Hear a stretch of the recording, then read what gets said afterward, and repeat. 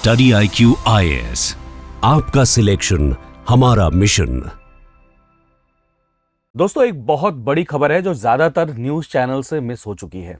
मिजोरम के कैपिटल से सिर्फ 18 किलोमीटर दूर सैरांग तक को हमने कनेक्ट कर लिया है अपनी रेलवे कनेक्टिविटी के अंदर में। और ये बहुत इंपॉर्टेंट है इस कॉन्टेक्स्ट में कि अगर आप अभी आज देखते हैं तो एक तरफ में चीन, दूसरी तरफ में म्यांमार और तीसरी तरफ में बांग्लादेश, ये हमारे नॉर्थ ईस्ट के लिए एक बहुत बड़ा सिक्योरिटी थ्रेट भी और एक हमारे लिए जियो स्ट्रेटेजिक कंसर्न भी है।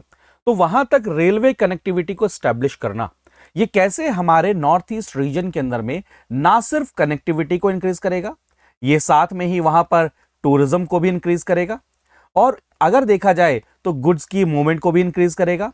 एंड साथ में जो हम बार बार बात करते हैं ना एक्ट ईस्ट पॉलिसी, उसके अंदर में भी हमें ये हेल्प करेगा। तो अगर हम हमारे नॉर्थ ईस्ट को जब जूम करते हैं तो वहां पर ये हमारा आ जाता है मिजोरम।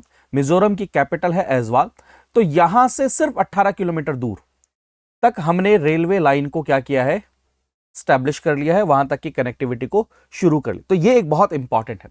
तो अगर आप देखते हैं ये जो प्रोजेक्ट है ये है बैराबी से शुरू होकर ये सैरांग तक होगा प्रोजेक्ट और ये 51.38 किलोमीटर का प्रोजेक्ट है।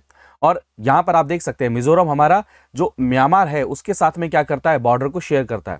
और आप सभी जानते हैं कि म्यांमार में तख्ता पलट हुआ था, कूप हुआ था। बांग्लादेश में आप सभी देख ही रहे हैं कि जो शेख हसीना की गवर्नमेंट थी उसको हटाने के बाद कैसे वहां पर डिस्टर्बेंस क्रिएटेड है ऑलरेडी। और साथ में हम चाइना वाले कॉन्टेक्स्ट को पढ़ते ही हैं।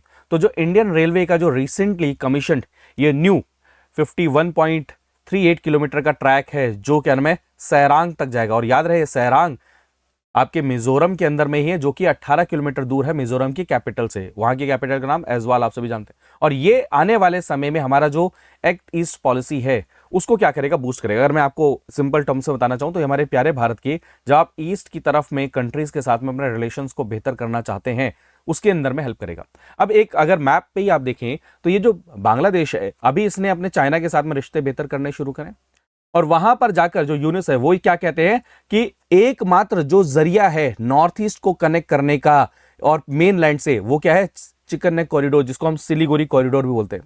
तो यहां पर ये जो सिलीगुड़ी कॉरिडोर है जो कि बहुत ही छोटा सा एरिया है लेकिन हमारे लिए बहुत इंपॉर्टेंट हो जाता है नॉर्थ ईस्ट की कनेक्टिविटी के लिए। इवन कहा जाता है कि हमारी सांस है, हमारा धड़कन है। वहां पर कैसे कंजेशन को कम किया जाए, कैसे कनेक्टिविटी को इंक्रीज किया जाए, तो मल्टीपल रूट्स हम देख रहे हैं। जैसे कि फॉर एग्जांपल हम वेस्ट बंगाल से म्यांमार में जाना चाहते हैं, म्यांमार से मिजोरम, फिर मिजोरम से हम नॉर्थ ईस्ट के अंदर में कनेक्टिविटी को स्टैब्लिश करना चाहते हैं। और इवन अगर हम यहां पर अपनी नॉर्थ ईस्ट में रेलवे नेटवर्क को बेहतर करते हैं तो जो हमारा बहुत बड़ा एम्बिशन है ना कि जो फर्दर ईस्ट की कंट्रीज हैं वहां पर रेलवे प्लस में रोड नेटवर्क्स को स्टैब्लिश करना, उसमें भी हमें क्या करेगा, हेल्प करेगा। तो ये जो एक्सटेंशन है इस प्रोजेक्ट का जो सैरांग तक गया है, वैसे इसकी शुरुआत देखा जाए तो 2008-9 से ही शुरू कर लिया गया था। बट यहाँ का जो वेदर है काफ़ी ज़्यादा खराब रहता है, काफ़ी ज़्यादा लैंडस्लाइड्स होती रहती हैं। यहाँ पर टेरेन, यहाँ पर सामान को पहुँचाना बहुत ज़्यादा मुश्किल रहता है। जो वर्कफोर्स है, जो काम करने वाले लोग हैं वो नहीं पहुँच पाते हैं। एंड साथ में जो कंस्ट्रक्शन मटीरियल उसको नहीं पहुँचा पाना, इसके कारण से प्रोजेक्ट लगातार लेट होता जा रहा था। एंड ये प्रोजेक्ट की शुरुआत क्या हुई थी दोस्तों, इसकी प्रोजेक्ट की शुरुआत 2010 के आसपास में रेलवे ने कहा कि भाई साहब जो हमारी नॉर्थ ईस्ट के स्टेट्स हैं उनकी कैपिटल को हम क्या करेंगे, रेलवे नेटवर्क से कनेक्ट करेंगे। अब आप कह सकते हैं कि ये तो जी अभी जो मिजोरम की कैपिटल है ऐजवाल वहां तक तो नहीं पहुंचा, लेकिन बहुत नियर बाय यानी कि सिर्फ 18 किलोमीटर दूर तक ये प्रोजेक्ट पहुंच चुका है। और इसके बाद अच्छा इस प्रोजेक्ट के अंदर में देखें तो इसमें 48 टनल्स आपको देखने को मिलेंगे। इसके अंदर 142 ब्रिजेस भी आपको देखने को मिलेंगे। इस प्रोजेक्ट के अंदर में 5020 करोड़ रुपए का खर्चा हुआ है। और यहां पर अगर आप देखते हैं तो जिसकी जो शुरुआत एकदम एग्जैक्ट जो देखा जाए 2023 से बिल्कुल एग्जैक्ट शुरुआत हो चुकी थी। और इसका सिग्निफिकेंस जो मैं बार बार बता रहा हूं, मिजोरम सबसे फास्टेस्ट एक्सेस हमें प्रोवाइड करेगा मिजोरम के अंदर में अगर आप देखते हैं, क्योंकि मिजोरम लैंडलॉक है।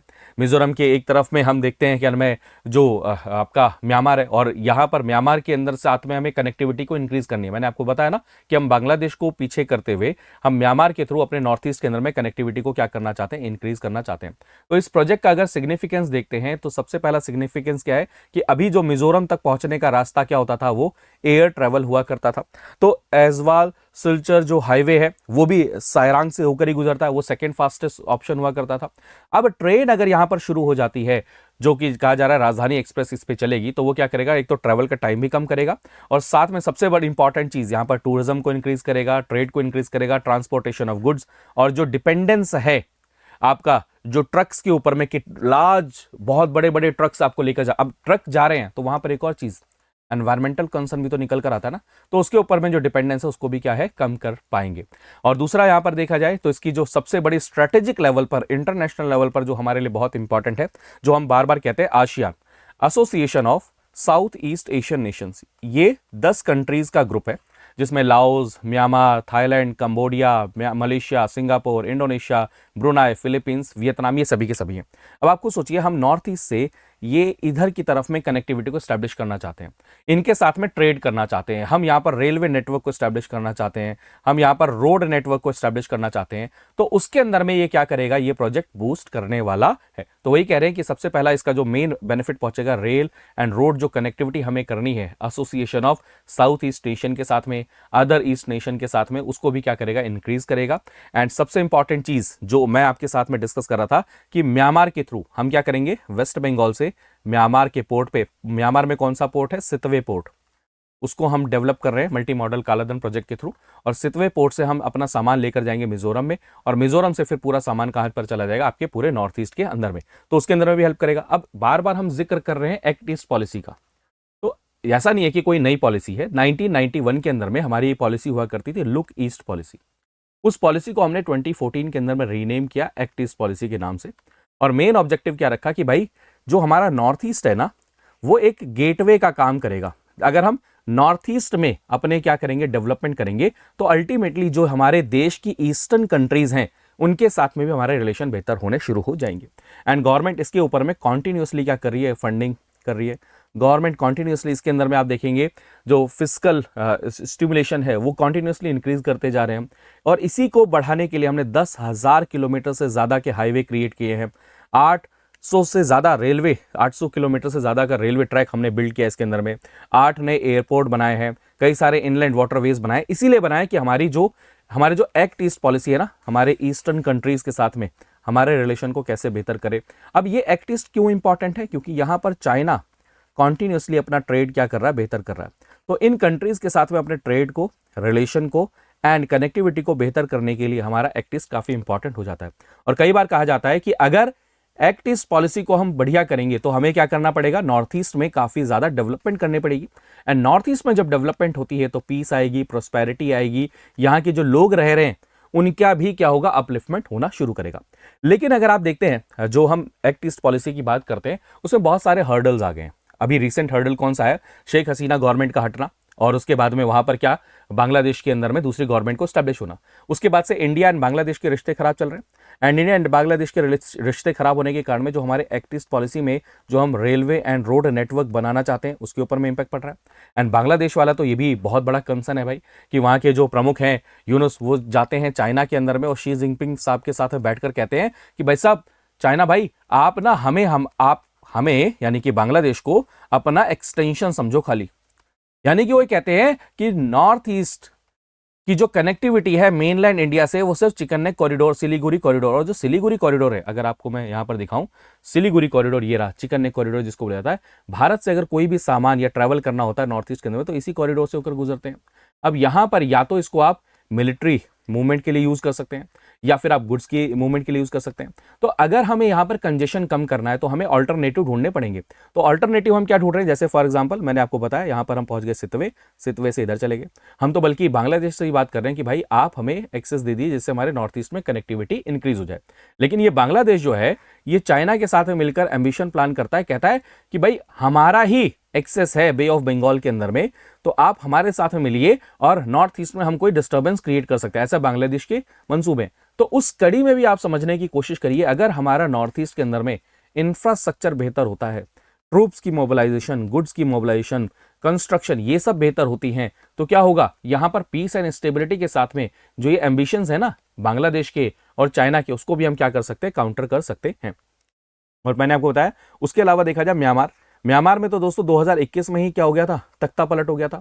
वहां पर आर्मी ने पूरी की गवर्नमेंट को अपने कंट्रोल में कर लिया था, और उसके बाद में हुआ क्या कि जो हमारा मल्टी मॉडल एक कालाधन प्रोजेक्ट है। मल्टी मॉडल कालाधन प्रोजेक्ट क्या कि हम कोलकाता से रूट को शुरू करेंगे, रूट से हम गए यहाँ पर सितवे पोर्ट के बाद में हमने वहाँ पर ना एक नदी है कालाधन रिवर, उसके ऊपर से जाएंगे और यहाँ से हम एक हाईवे बनाएंगे, हाईवे से फिर हम मिजोरम में कनेक्टिविटी स्टैब्लिश कर लेंगे।